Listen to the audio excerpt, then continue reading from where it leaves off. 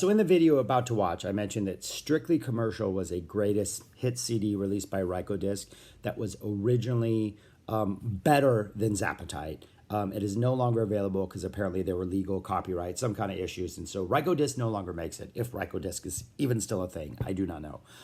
But this right here, one of there, is the track listing for Strictly Commercial. It is a much more interesting track listing.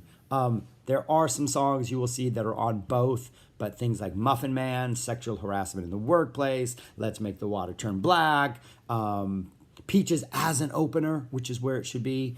These make it a little more interesting. The My Guitar, What's to Kill Your Mom. So there's still the Disco Boys and the Dancing Fools and the Valley Girls, but I think Strictly Commercial is so far probably the best of the single CD compilation CDs that have been released. But anyways, I just wanted to point that out because I will not be reviewing that track listing, though it's much better than ZAPPAtite. Hello people, welcome back to my channel. I'm Shaggy, the opinionated hippie, and today I am ranking and reviewing every single Frank Zappa album released after he passed away.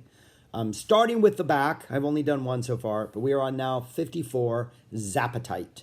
This is going to be a pretty short video because there's no new music on here. Everything on here has been previously released before. The only really interesting moments for me come from like sort of the pairings, the odd pairings that happen. And I've talked about all of these songs elsewhere, so I don't want to bore you with that.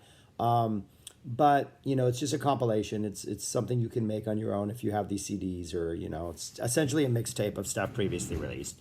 I think it's less interesting than Strictly Commercial, which was something that Disc released back in '95. Apparently there were issues with that. ZFT complained, sued them, did something, so it is no longer available. I know it used to be pretty prevalent in used CD stores, so if you have a CD exchange or something like that around you, you might be able to find it. Strictly Commercial, that is. ZAPPAtite, this one is still available, and this is the set listing, which is has some interesting choices, but not as good as Strictly Commercial. So the opener are I'm the Slime, Dirty Love, same combination from Overnight Sensation as it is. I think I'm the Slime's a good opener. Dirty Love's a good follower. Original mixes, you know, you get what you get. That's followed by Dancing Fool, song I do not like, which is followed by the Mother's version of Trouble Every Day, which is jarring.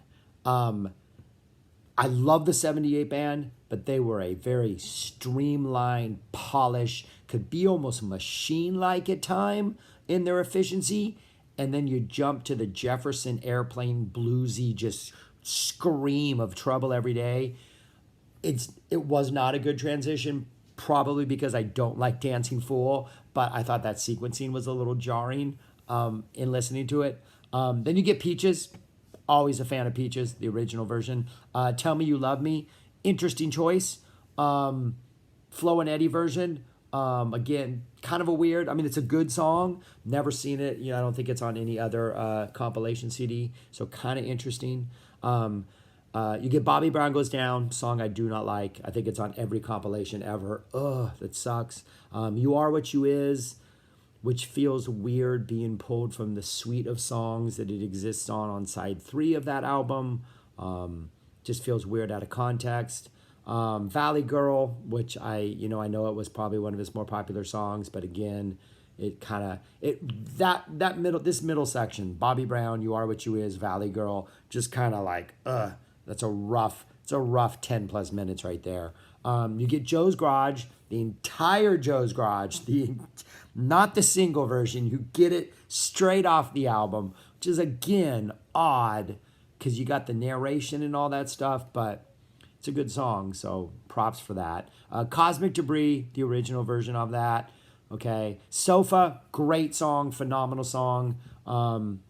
Original version. You get Don't Eat the Yellow Snow, the single version of Don't Eat the Yellow Snow, which is like, has a little like, it's kind of been remixed a little bit, so you get a little bit of that ending, so it feels like a single. But this section of the CD, you get Don't Eat the Yellow Snow, followed by the Zinni version of Titties and Beer, which is strange because the Zinni version is also what's on Have I Offended Someone? So for some reason, they didn't want to release the Baby Snakes version. But you get that, and then the best segue transition of the entire CD, Titties and Beer into G-Spot Tornado, which is just the contrast between those two. Live, it was frequently Titties and Beer into something like the Black Page #2. Frank knew how to play on those contrastive styles. It works well here, and that was a great decision to put G-Spot Tornado after Titties and Beer. That's followed by Cocaine Decisions for reasons I cannot explain. Not a fan of the song. Don't know why it's on so many of his releases. It's got a little interesting melody line in it when Frank's singing, I don't want to know about the things that you do. That part, kind of interesting, but for the most part, the song just drags. Zoodalures, the Zoodalures album version, great song, phenomenal song. Wish he had kept a solo intact in there.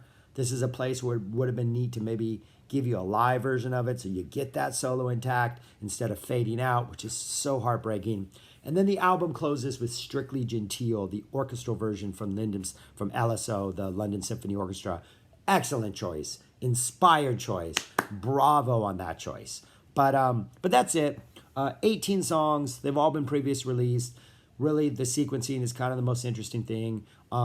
I think it is a better sampler than Have I Offended Someone. So if you do only have one Frank CD, at least you got that Strictly Genteel in there. You got that G-Spot Tornado. So you got a synclavier piece. You got an orchestral piece. You got Peaches and Regalia. You got a little bit more of a mixture in here than, say, like Have I Offended Someone, which was obviously thematically kind of predetermined. But yeah, I don't ever listen to it, but I do recommend it more than Have I Offended Someone. And really, the best part is the Don't Eat the Titties Tornado is the best part in there. But anyways, if you have different opinions, if you love this, if you think it's hits the ball out of the park, let me know. Other than that, I recommend you go seek out his actual albums. But this could be open some doors to some other things. So I do recommend that. If you are not familiar with Frank, this is a good place to open doors. It's better than Have I Offended Someone, because it does give you a little peek at the crazy instrumental stuff that he does. But other than that, I would skip it. But that's it. I got nothing more to say on this one. Keeping it short so you have more time to do other things, because that's what I'm about. Subscribe, because apparently when you subscribe, more people see this, all that kind of stuff. Bye, you guys. Peace. Later.